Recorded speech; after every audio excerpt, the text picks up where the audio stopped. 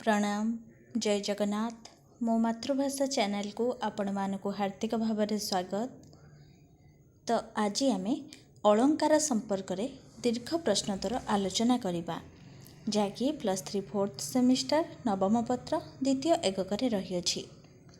तो जो मैंने आपण मानक चैनल मो मातृभाषा को सब्सक्राइब करना बा प्रथम करी यही चैनल को आसुचंती तो गोटे सब्सक्राइब कर दियंतु एवं पाखरे थिबा बेल आइकन ने ऑल ऑप्शन ने सिलेक्ट कर दियंतु जहा फल मो वीडियो सर्वप्रथमे आपणक पाखरे पहुँची पारिबो। तो मो पूर्वरु नवम पत्र द्वितीय एकक रीति एवं वक्रोक्ति संपर्क में मध्य दीर्घ प्रश्नोत्तर आलोचना कर सारी।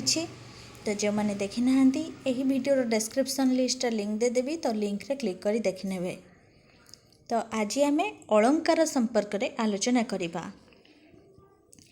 तो सेमिस्टर आमर जमती प्रश्न आसे कि अलंकार संज्ञा और लक्षण दर्शाई विभिन्न अलंकार संपर्क में आलोकपात कर किंबा शब्दालंकार और अर्थालंकार विभिन्न विभाग संपर्क में आलोकपात कर। तो से संपर्क में आज आम आलोचना करिबा। तो चलंतु देखिबा।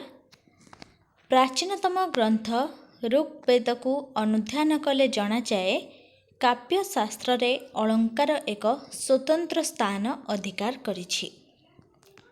शरीरर शोभावर्धन करिबा पई जेपरि अलंकार व्यवहार करा जाए सेहिपरि साहित्य को सरस सुंदर और रमणीय करिबाकू जो सौंदर्य वर्धक उपादान आवश्यक हुए ताहाकू अलंकार कुहाଯାଏ। तो आमर प्राचीनतम ग्रंथ ऋग्वेद रे लिखित अछि कि काव्यशास्त्र रे अलंकार एक स्वतंत्र स्थान अधिकार करिछि। तो शरीरर शोभावर्धन करिबा पई जेपरि आमे अलंकार को व्यवहार करिथाउ ठीक सेहिपरि साहित्य को सरस सुंदर और रमणीय करिबाकू जो सौंदर्य वर्धक उपादान आवश्यक होइथाए ताहाकू अलंकार कुहाଯାଏ। जे कौनसी स्रष्टा तार सृष्टि को सर्वदा प्रभावशाली और चमत्कारपूर्ण करिबार अभिलाष पोषण करिथाए। एही चमत्कारिता काव्य रे अलंकार भाव रे परिगणित होइथाए। विशेष करी स्रष्टार सृष्टि को आकर्षण प्रभावशाली और सौंदर्य परिपूर्ण करिबा क्षेत्र रे अलंकार प्रमुख भूमिका ग्रहण करिथाए। तेणु काव्य रे अलंकार स्थान अधिक महत्वपूर्ण यहाकू बिना द्विधारे कुहाଯାଇ पारे। तो जेपरि शरीरर शोभावर्धन करिबा पई अलंकार व्यवहार करा जाए सेहिपरि साहित्य को मध्य सरस सुंदर करिबा पई जो उपादान आवश्यक हुए ताहाकू अलंकार कुहाଯାଏ। तो जे कौनसी स्रष्टा तार सृष्टि को सर्वदा प्रभावशाली और चमत्कारपूर्ण करिबार अभिलाष पोषण करिथाए। एही चमत्कारिता काव्य रे अलंकार भाव रे परिगणित होइथाए। जेपरिक स्रष्टार सृष्टि को आकर्षण प्रभावशाली और सौंदर्य परिपूर्ण करिबा क्षेत्र रे अलंकार प्रमुख भूमिका ग्रहण करिथाए। तेणु काव्य रे अलंकार स्थान अधिक महत्वपूर्ण अटे। तो एहाकू बिना द्विधारे कुहाଯାଇ पारे। तो वर्तमान देखिबा अलंकारर स्वरूप बा लक्षण। प्रथम हेउछि अलंकार शब्दर अळर अर्थ हेउछि भूषण। अलंकारर व्युत्पत्तिगत अर्थ हेउछि जाहा द्वारा भूषण करा जाए ताहा हेउछि अलंकार। तो अलंकार शब्दर व्युत्पत्तिगत अर्थ हेउछि अळर अर्थ हेउछि भूषण। तो तार अर्थ कौन हैला ना जाहा द्वारा भूषण करा जाए ताहा हेउछि अलंकार। अलंकरोति तो अलंकारः जहा काव्य को शोभामंडित करे ताहा ही अलंकार। परवर्ती पॉइंट हेउछि साहित्य दर्पणकार विश्वनाथ कविराज कहिछंती काव्य रे रसर परिपृष्ठ साधन करुथिबा काव्य विन्यास हेउछि अलंकार।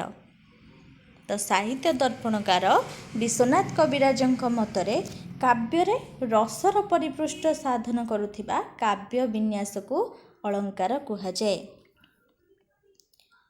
ପରବର୍ତ୍ତୀ ପଏଣ୍ଟ ହେଉଛି ରୀତିବାଦର ପ୍ରବକ୍ତା ଆଚାର୍ଯ୍ୟ ବାମନ ଅଳଙ୍କାରକୁ ରଚନାର ସୌନ୍ଦର୍ଯ୍ୟ ଶକ୍ତି ଭାବରେ ପ୍ରତିପାଦନ କରିବାକୁ ଯାଇ କହିଛନ୍ତି ସୌନ୍ଦର୍ଯ୍ୟ ଅଳଙ୍କାର, ଅର୍ଥାତ୍ ଅଳଙ୍କାରକୁ ରଚନାର ସୌନ୍ଦର୍ଯ୍ୟ ଶକ୍ତି ଭାବରେ ସେ ପ୍ରତିପାଦନ କରିଛନ୍ତି।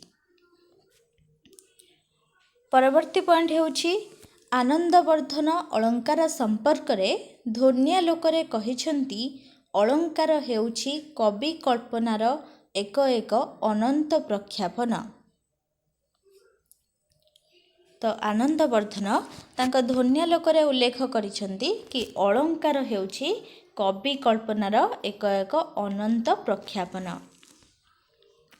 ଅଭିନବ ଗୁପ୍ତ ଅଳଙ୍କାରକୁ ଅନ୍ତରଙ୍ଗ ସୌନ୍ଦର୍ଯ୍ୟ ବର୍ଦ୍ଧକ ଧର୍ମ ବିଶେଷ ରୂପେ କାବ୍ୟ ସୃଜନ କ୍ଷେତ୍ରରେ ବିଚାର କରିଛନ୍ତି।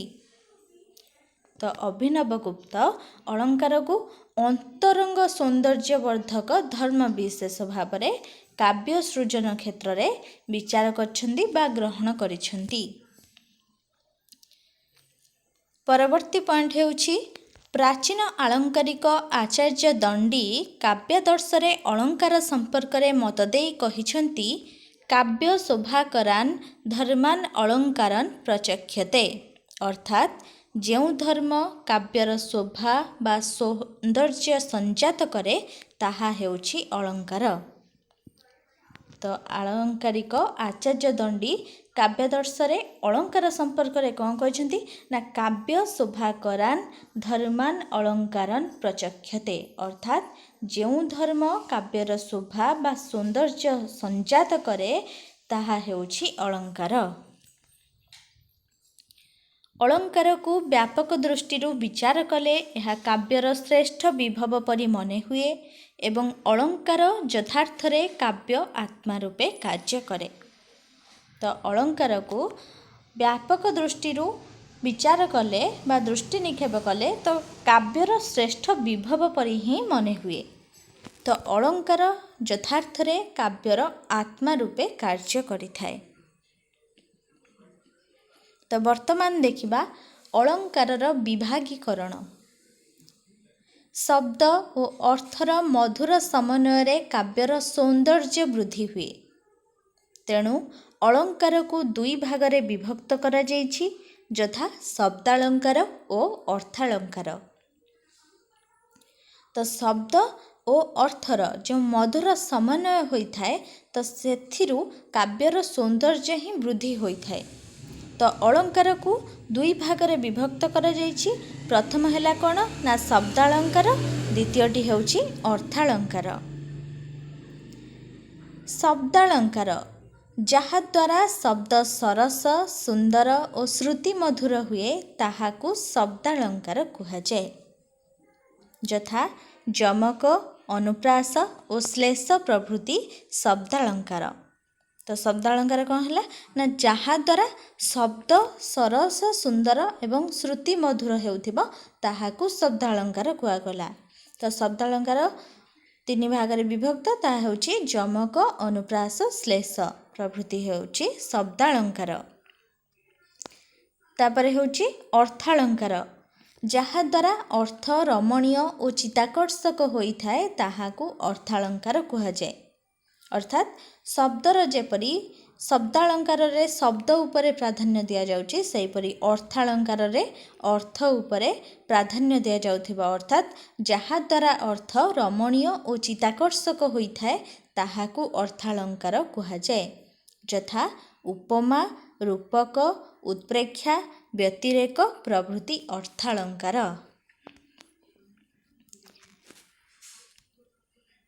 ତ ଶବ୍ଦାଳଙ୍କାରର ଅନୁପ୍ରାସକୁ ବର୍ଣ୍ଣନା କରିବା। ଅନୁପ୍ରାସ ଅଳଙ୍କାର କାହାକୁ କୁହାଯାଏ?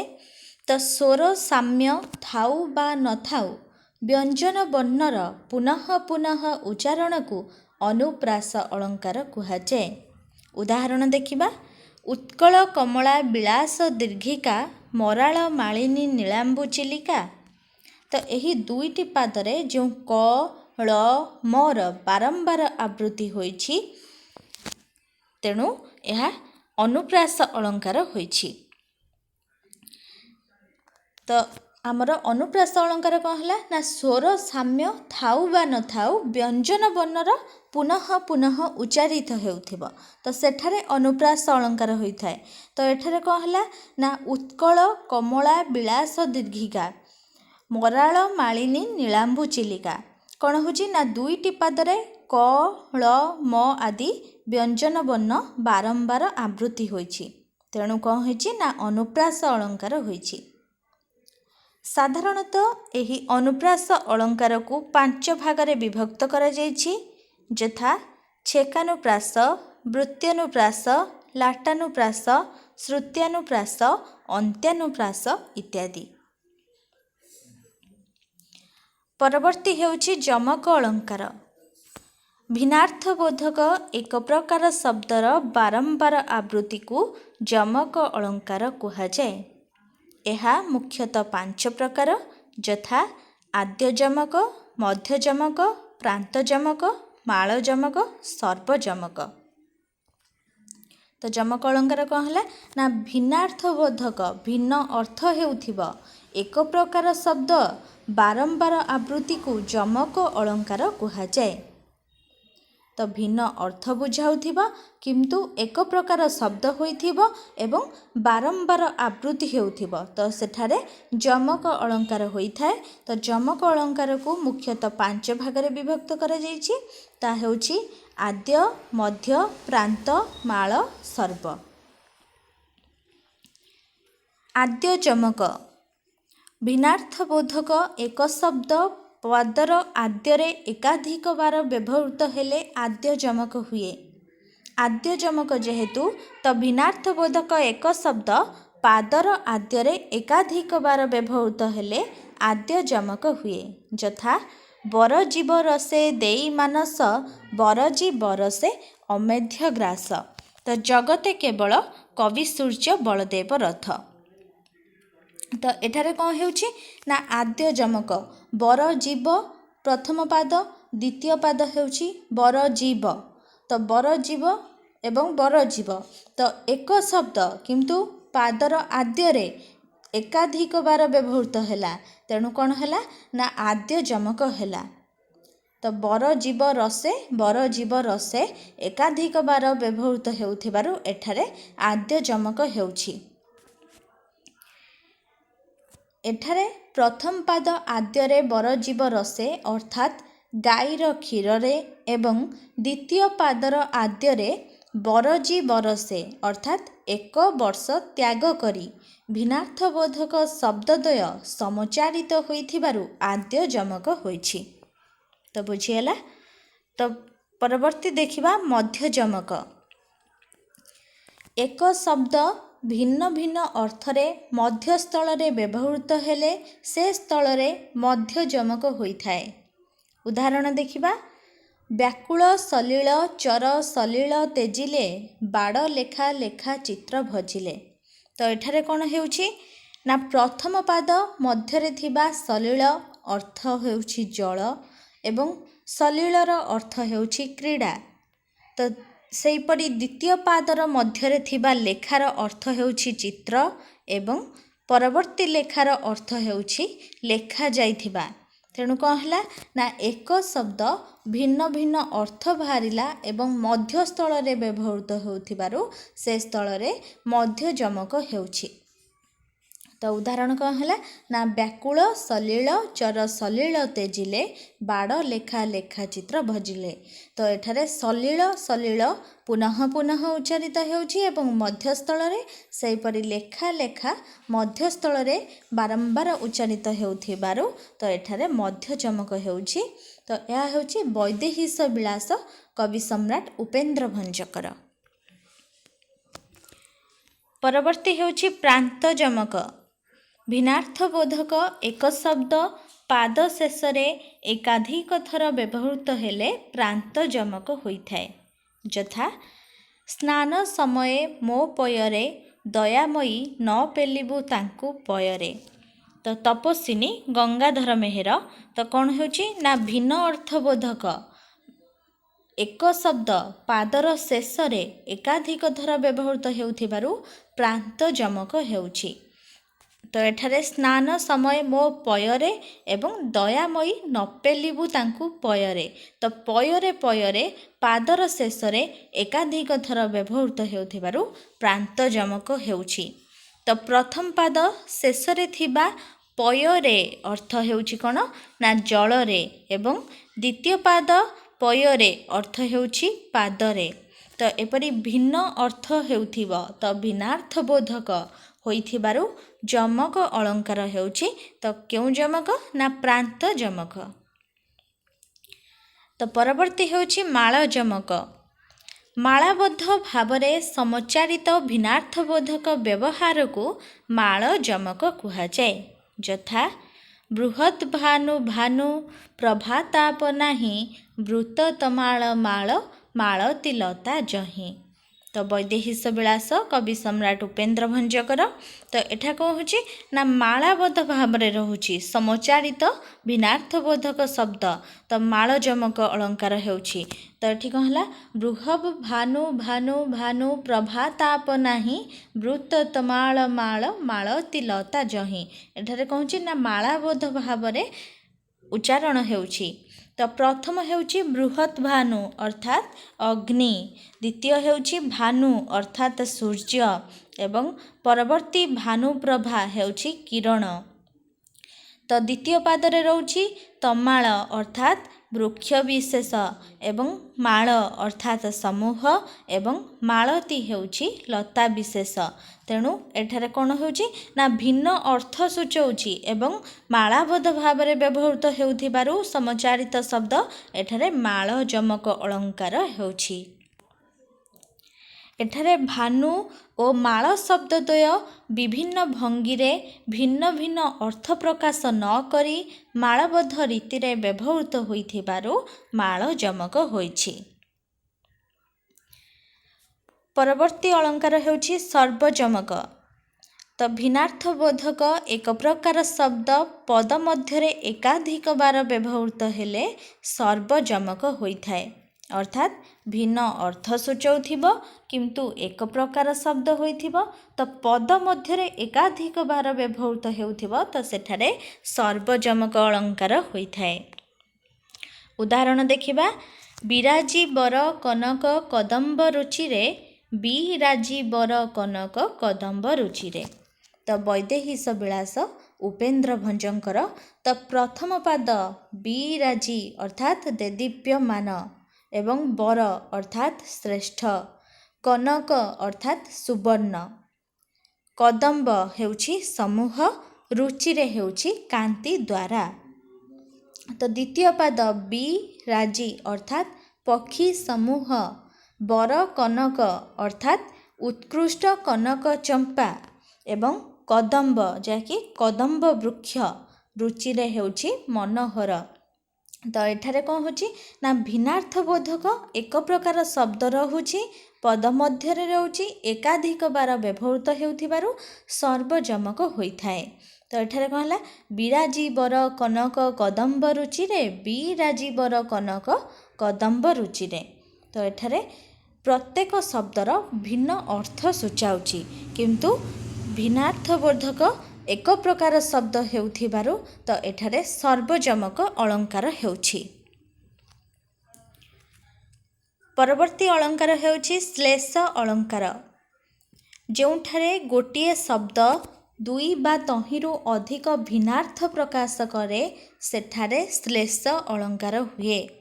ତ ଏହା ତିନି ଭାଗରେ ବିଭକ୍ତ ଯଥା ସଭଙ୍ଗ, ଅଭଙ୍ଗ ଓ ଭଙ୍ଗାଭଙ୍ଗ। ତ ଶ୍ଲେଷ ଅଳଙ୍କାର କ'ଣ ହେଲା ନା ଗୋଟିଏ ଶବ୍ଦ ଦୁଇ ବା ତହିଁରୁ ଅଧିକ ଭିନ୍ନ ଅର୍ଥ ପ୍ରକାଶ କରୁଥିବ ସେଠାରେ ଶ୍ଲେଷ ଅଳଙ୍କାର ହୋଇଥାଏ। ତ ଏହାକୁ ତିନି ଭାଗରେ ବିଭକ୍ତ କରାଯାଇଛି। ସଭଙ୍ଗ ଅର୍ଥାତ୍ ଭଙ୍ଗା ହୋଇକି ଯେଉଁ ଶବ୍ଦ ସୃଷ୍ଟି ହେଉଥିବ ତ ତାହାକୁ ସଭଙ୍ଗ।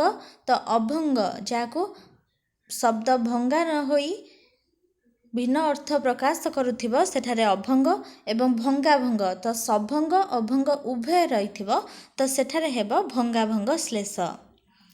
ଉଦାହରଣ ଦେଖିବା ବାବୁ ନାକସିରି ଦାନ ଯୋଗ୍ୟ ଜୋଷାକୁ ବିହର କାନନ କର ଆଲିଙ୍ଗନକୁ। तो एठारे वैदेहीश विलास उपेन्द्र भंच। तो वर्तमान अर्थालंकार देखिबा। उपमा अलंकार तो जो वाक्य रे उपमान उपमेय समान धर्म विशिष्ट होइथांती और सेमानंक मध्यरे थिबा सादृश्य परि तुल्य जेह्ने जेसन सरी यथा सदृश प्रभृति साधारण बोधक शब्द द्वारा अभिहित होइथाए तो सेठारे उपमा अलंकार हुए। अर्थात तो जो वाक्य रे उपमान रहिथिबो उपमेय रहिथिबो एवं समान धर्म विशिष्ट होइथिबो और सेमानंक मध्यरे जो परि तुल्य जेह्ने जेसन आदि साधारण बोधक शब्द अभिहित हेउथिबो तो से ताकू उपमा अलंकार कुहाଯାଏ। ଯାହାକୁ ସାଧାରଣତଃ ତୁଳନା କରାଯାଏ ତାହାକୁ ଉପମେୟ କୁହାଯାଏ। ଉଦାହରଣ ମୁଖ ଚନ୍ଦ୍ର ପରି ସୁନ୍ଦର। ତ ଏଠାରେ ମୁଖ ହେଉଛି ଉପମେୟ କାରଣ ମୁଖକୁ ଚନ୍ଦ୍ର ସହିତ ତୁଳନା କରାଯାଇଛି। ତ ଯେହେତୁ କୁହାଗଲା कि जहाको साधारणतः तुलना करा जाए ताहा हेउछि उपमेय। तो मुख चंद्र परि सुंदर एठारे मुख को चंद्र सहित तुलना करा जाउथिबारु एठारे मुख हेउछि उपमेय। जहा सहित तुलना करा जाए ताहाकु उपमान कुहा जाए। उदाहरण देखिबा खंड खंड धला मेघ सुनील अंबरे भासई बोईत जथा नील समुद्र रे। अर्थात खंड खंड धला मेघ को जेपरी सुनील अंबरे सहित तुलना करा जाउछि एवं बोईत को नील समुद्र रे जेपरी तुलना करा जाउछि सेहीपरी ताकू उपमान कुहा जाए। तो जहा सहित तुलना करा गला ताहा हैला उपमान। परवर्ती हेउछि उत्प्रेक्षा अलंकार। प्रकृत वस्तु रे अर्थात उपमेय रे अप्रकृत वस्तु हेउछि उपमानर संभावना बा तर्कणा करा गले उत्प्रेक्षा अलंकार होइथाए। एही अलंकार रे कि सते कि सिना सते किबा बा बोधे प्रभृति उत्प्रेक्षावाचक शब्द व्यवहृत होइथाए। तो उत्प्रेक्षा अलंकार कौन ना प्रकृत वस्तु रे अप्रकृत वस्तुर संभावना बा तर्कणा करागले उपमेय रे उपमानर संभावना करागले तो सेठारे उत्प्रेक्षा अलंकार होइथाए। तो यही अलंकार रे कौन हुए ना कि सते कि सिना सते आदि उत्प्रेक्षावाचक शब्द व्यवहृत होइथाए। उदाहरण देखिबा सेतांग चढ़ई गुहा समुद्गत नीरभेदी किबा उठे ऐरावत। तो एठारे उत्प्रेक्षावाचक शब्द कौन व्यवहृत होइछि ना किबा व्यवहृत होइछि। तो यह हेउछि उत्प्रेक्षा अलंकार। तो यह हेउछि चिलिका राधानाथ रायंकर। तो परवर्ती अलंकार हेउछि व्यतिरेक अलंकार। उपमान अपेक्षा उपमेयर उत्कर्ष बा आधिक्य कथित हेले व्यतिरेक अलंकार हुए। उदाहरण नीलिमारे बामा चारु केशपास तो नील बिचिकी कला उपहास। तो एठारे कौन होउछि ना उपमान अपेक्षा उपमेयर उत्कर्ष बा आधिक्य कथित हेउछि। तो सेठारे व्यतिरेक अलंकार हेउछि। या मध्य चिलिका राधानाथ रायंकर। तो एठारे कौन होउछि ना उपमेय पद्मावतींकर कुंचित केश राशि। तो उपमान हेउछि चिलिकार नील तरंग को बळी जिबारु व्यतिरेक अलंकार हैला। जेहेतु कुआगला कि उपमान अपेक्षा उपमेयर उत्कर्ष बा आधिक्य कथित हेउथिबो तेणु एठारे कौन हैला ना उपमेय हेउछि पद्मावतींकर कुंचित केश राशि। उपमान हेउछि चिलिकार नील तरंग को बळी जिबारु एठारे व्यतिरेक अलंकार हैला। तो बुझीला। तो यह थिला आजिर शब्द अलंकार बा अर्थालंकार संपर्क रे संपूर्ण आलोचना। आशा करुछि या आपनक पई बहुत उपादेय हेबो। तो वीडियो भल लागिथिले लाइक करबा को तो भूलिबेनी एवं सांग मानको शेयर कर देबे जहा फल रे सेमाने मध्य उपकृत होई परिबे। तो रहुछि समस्ते भलरे रहंतु खुश रे रहंतु। धन्यवाद।